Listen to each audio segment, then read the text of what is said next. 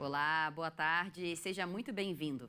Você confere agora as principais notícias do Brasil e do mundo dessa quinta-feira, dia 22 de junho.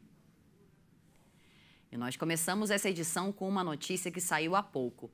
A Guarda Costeira dos Estados Unidos informou que foram encontrados os destroços em área de busca pelo submarino que saiu com 5 pessoas a bordo em uma expedição turística para ver os destroços do Titanic.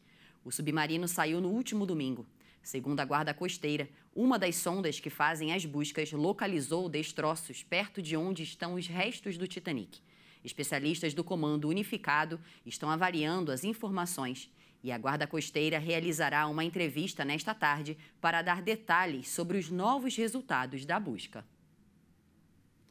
E agora uma boa notícia. Pelo menos 3.400.000 brasileiros que moram nas regiões metropolitanas saíram da pobreza entre 2021 e 2022, segundo um estudo do Observatório das Metrópoles.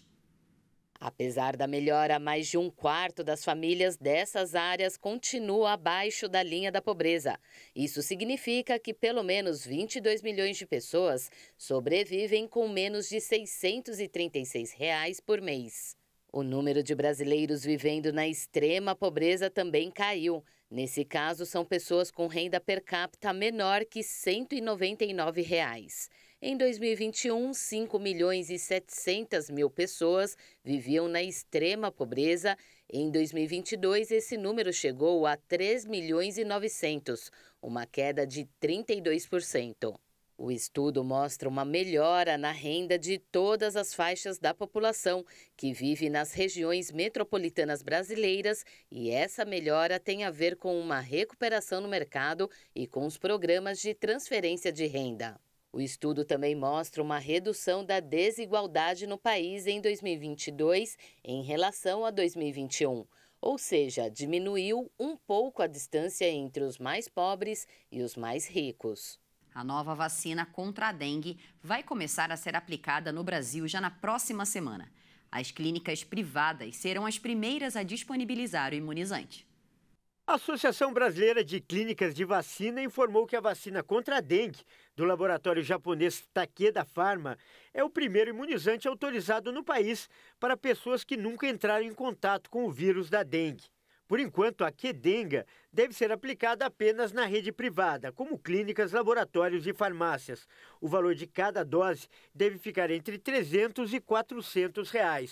O registro da Qdenga foi aprovado pela Agência Nacional de Vigilância Sanitária em março deste ano. De acordo com a Anvisa, a Qdenga é indicada para pessoas de 4 a 60 anos de idade. Deve ser aplicada em um esquema de 2 doses com intervalo de 3 meses.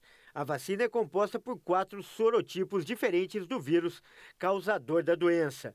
Nos ensaios clínicos, a Qdenga mostrou ter uma eficácia geral de 80,2% contra a dengue, causada por qualquer sorotipo, após 12 meses da segunda dose. A vacina também reduziu as hospitalizações em 90%.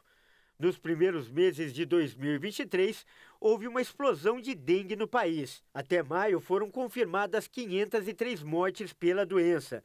Nesse período, mais de 1 milhão de casos de dengue foram confirmados pelo Ministério da Saúde. Até agora, a única vacina contra a dengue que estava disponível no Brasil era um imunizante recomendado somente para quem foi infectado com o vírus da dengue. Ainda não há prazo no SUS para que a Qdenga seja disponibilizada na rede pública de saúde. A arrecadação de impostos e contribuições federais somou 203 bilhões e 889 milhões de reais em maio e 176 bilhões e 812 milhões de reais em abril, de acordo com os dados da Receita Federal. Em ambos os meses, o resultado é o maior já apurado desde 1995, ano que marca o início da série histórica do indicador.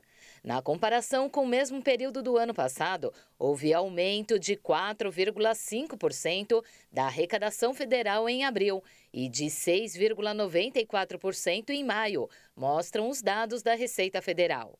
O anúncio dos dados que estava atrasado ocorre após o presidente Luiz Inácio Lula da Silva regulamentar o bônus de eficiência de produtividade para auditores e analistas tributários da Receita Federal. No bimestre, a soma arrecadatória de 380 bilhões de reais é motivada pelas receitas administradas pela Receita Federal, que totalizam 360 bilhões de reais do total embolsado pelo governo federal no período.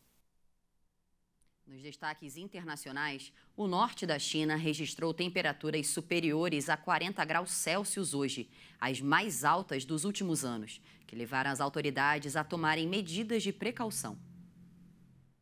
Uma estação meteorológica na cidade de Tangyekou, ao norte de Pequim, registrou 41,8 graus Celsius, se tornando o local mais quente do país, de acordo com veículos oficiais. A administração regional emitiu um alerta laranja para calor extremo e pediu que os habitantes evitem exercícios ao ar livre por longos períodos e tomem medidas efetivas para se protegerem do sol. Outra estação, no sul da capital, registrou o primeiro dia com 40 graus Celsius em quase uma década. No distrito de Xiqing, na cidade de Tianjin, os termômetros registraram 40,6 graus Celsius.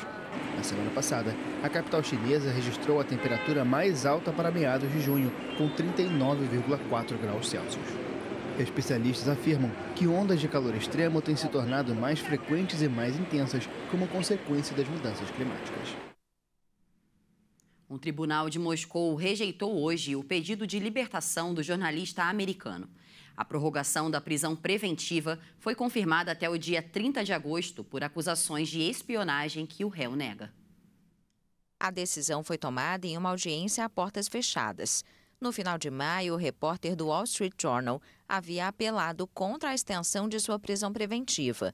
Evan Gershkovich, de 32 anos, foi preso na Rússia no final de março durante uma reportagem em Ekaterimburgo e acusado de espionagem.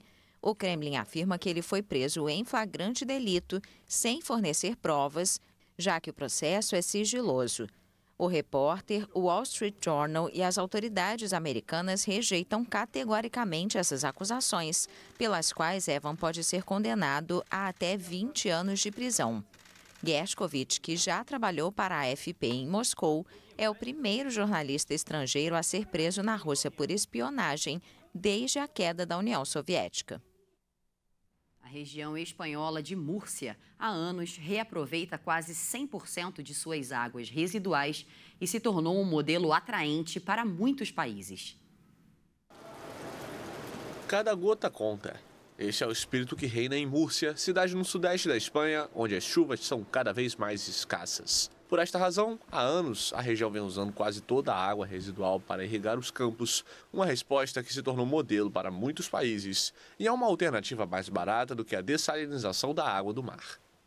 De acordo com a Esamur, órgão público que faz a gestão do reaproveitamento de água, 15% da irrigação das terras agrícolas da região são feitas a partir de água residual. 98% da água é reaproveitada na agricultura, diferente dos 9% reaproveitados na Espanha e dos 5% na Europa. A diferença é enorme. A diferença é abismal.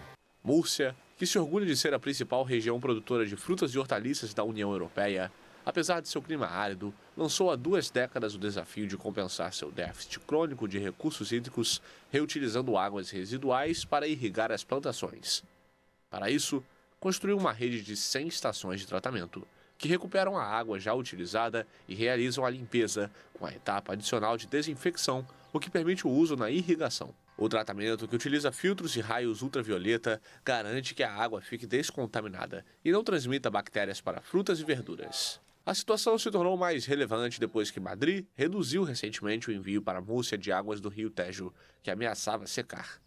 Em busca de combater o aquecimento global, o governo espanhol se comprometeu em meados de maio a aumentar a taxa de reuso das águas residuais à escala nacional, destinando o equivalente a mais de $1,5 bilhão à construção de infraestruturas semelhantes às de Múrcia. De acordo com a Associação Espanhola de Dessalinização e Reuso, mais de 1/4 das 2.000 estações de tratamento de águas residuais do país oferecem tratamentos que permitem que a água seja utilizada para a agricultura, e esse número ainda pode aumentar rapidamente. Muito bacana. Essa edição fica por aqui, mas você pode rever essa e outras reportagens no nosso canal Hit Notícias no YouTube. Muito obrigada pela sua companhia, um excelente dia para você e até mais.